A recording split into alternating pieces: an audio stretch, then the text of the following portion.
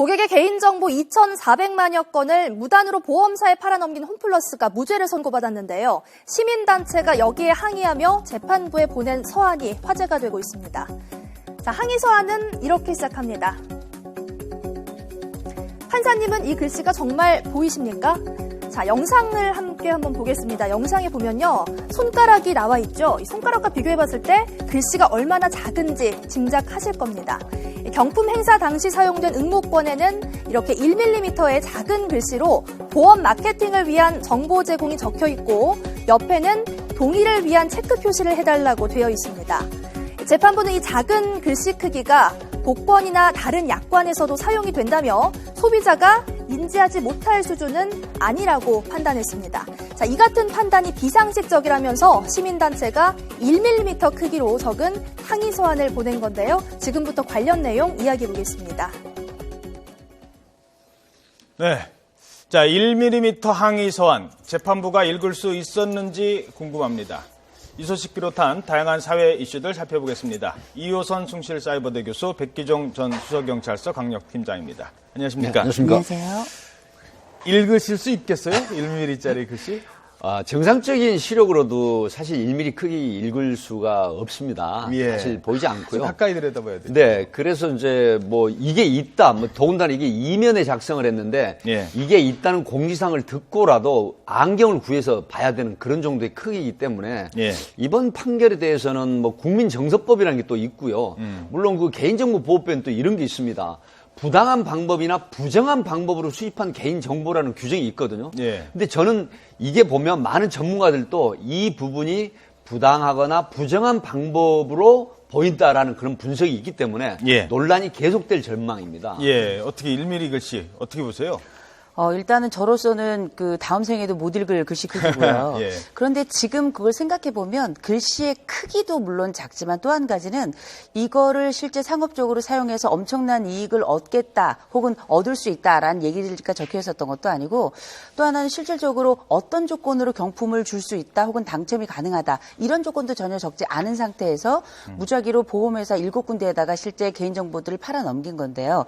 이게 지금 그 경품 응모자 30% 정도는 동의 마크에 체크했다 뭐 이런 예. 걸로 통해 가지고 대부분 정보를 제공하겠다는 것을 소비자들이 인지했다 이렇게 판단을 했다라고 재판부는 본 거고요. 예. 또 한 가지는 이제 1mm 글씨는 복권뿐만 아니라 다른 야권에서 사용하고 있으니 이 역시도 이건 불법적인 방법이라고 보기는 어렵다. 이건 인지 가능한 수준이라고 볼 수 있다 이렇게 보는데 이거는 그야말로 말도 안 되는 이야기고 비상식적인 데다가 실질적으로 이거는 다른 곳이 가능하니까 이것도 가능한 것이 아니라 다른 곳마저도 바꿔야 되는 부분이죠.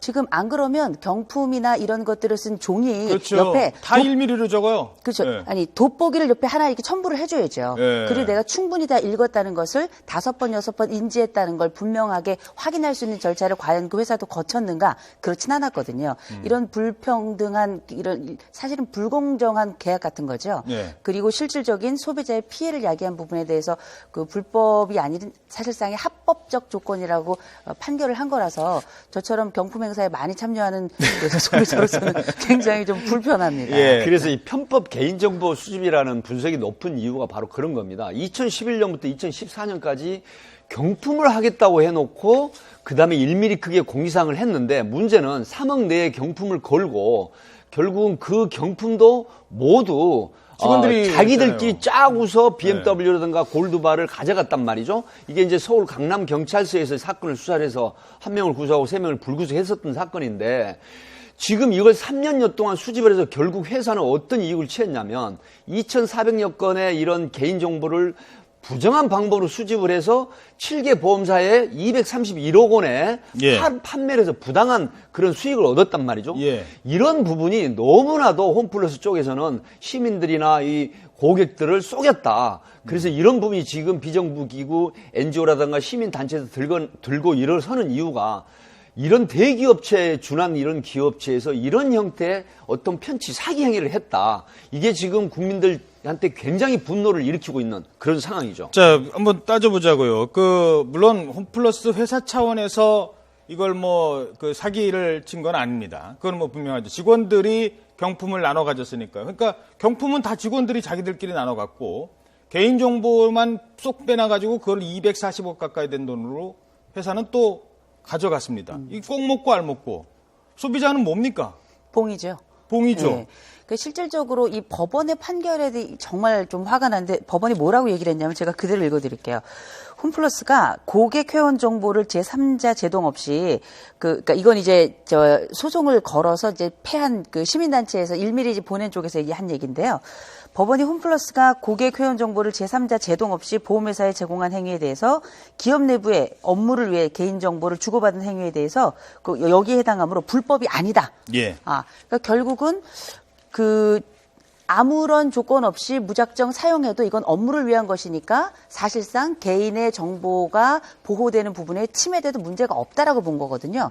그러면 앞으로 이게 하나의 판례가 돼가지고 다음번에 이런 여러 가지 법적인 문제가 생겼을 때도 또 한 번 거론이 되고 여러 번에 걸쳐가지고 소비자 피해는 열려 있는 셈인데 이게 과연 정당한 것이고 이게 과연 국민을 위한 행동인가? 이건 과연 기업을 위해서 법원이 손을 기꺼이 들어준 셈이 아닌가? 이 부분에 대해서 아마 대부분의 소비자들은 그리고 홈플러스가 물건 가져다가 소비자들한테 좋은 물건 가져다가 싼 가격에 파는 회사지 고객 정보 끌어모아서 보험회사에 파는 회사는 아니잖아. 이게 본질적인 영업행위도 아니지 않습니까? 아니, 당연하죠. 그러니까 그리고 소비자들은 모르는 거예요. 예. 저는 이제 애국께서 말씀을 하신 것 중에 홈플러스가 관여가 안 돼 있다는 식으로 말씀을 하셨는데 사실 기업의 직원이 이런 어떤 경품 조작 사건 자체가 그 직원들만의 행태라고는 하더라도 이런 개인정보 불법 수집을 해서 회사 차원에서 팔았단 말이죠. 저도 그렇죠. 법적 문제 때문에 지금 조심하는 아니, 거지. 그렇습니다. 그렇다고 하면 이제 저는 거예요. 개인적으로 수학적 측면에서 보면 이거는